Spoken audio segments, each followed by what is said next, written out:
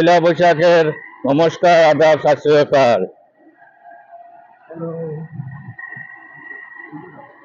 আমরা তো ঘুরতে পারছি আজকে, আর প্লাস একটু শুট। Thank you bro. আসসালামু আলাইকুম, নমস্কার। আসুনি বালা খাইছুনি বাদ, কারণ আমরা এখন হান্দানি খাইতে পারি তিনজন এক লগে। আমি না, তাও কারণ আমি খাইছি না, মিথ্যা কথা কয়ে জীবন বেকার করে লিছে। আমি খাইছি কারণ না। ওলা মামা নিমন্ত্রণ আছে, কারণ তারে খাওয়াইয়া আনছি, আমি খাইছি না, আমি ঘরে গিয়া খাইমু। কারণ মিথ্যা কথা মারতে মারতে লাসুনের মাথা চুল বন্ধ করে গেছে। ও বন্ধু মিথ্যা কথা মাথা মারতে সবটা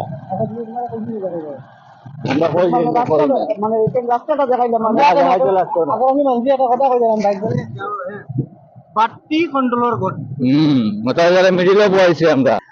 এই তো বিয়া করছ না আর আন্দি করছ দিয়া বেতুয়া খান্দি না কই কই। কত না দিনবা হ্যাঁ বলতে বাংলা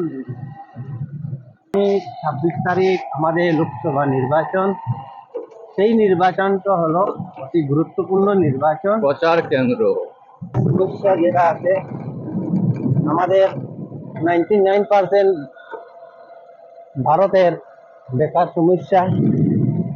আমাদের সরকার যেই সরকার হোক না কেন আমাদের বেকারত্ব একটু দূর করার জন্য আমি অনুরোধ করছি। আমি নিজে একজন শিক্ষিত ছেলে হয়ে আমি আজকে কি করতেছি, আমি একটা দোকানের সামান্য একটা শপ আছে আমার। যাই হোক, আমাদের এরকম আমাদের বই বেকারত্ব আছে।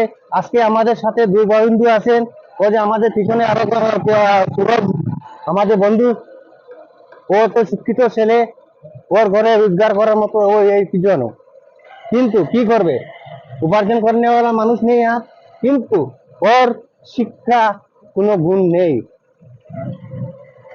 তাই আমি মামাকে বরাবর অনুরোধ করে বলছি যে আমাদের বরাকবেলির জন্য একটু খেয়াল রাখার জন্য। ধন্যবাদ। আমাদের বরাকের একজন এমপি ছিলেন, হ্যাঁ, উনি একবার বরাকবেলির বিষয়ে নিয়ে, এই বেকারত্ব বিষয়ে নিয়ে একবার কথা বলেন, লাগিয়েছিলেন। তারপর আমার জন্য কোনো কোটা আমি পাইনি। আর অতি দুঃখে ভরা দুইটা কথা বলবো। আজকে আমার দিয়ে নয়, অনেক এমন ছেলেমেয়েরা আছে যারা বিনা কর্মতে ওরা ভুক্তভোগী। আমি ছেলে আছি বলে তাই না, আমার তো চলে যাবে, আমার পরবর্তী যারা দুনিয়াটা বড় হচ্ছে ওরা কি করে বড় হবে, তাই বলে ওটাই আমার বক্তব্য। যদি ভুল কিছু বলে থাকি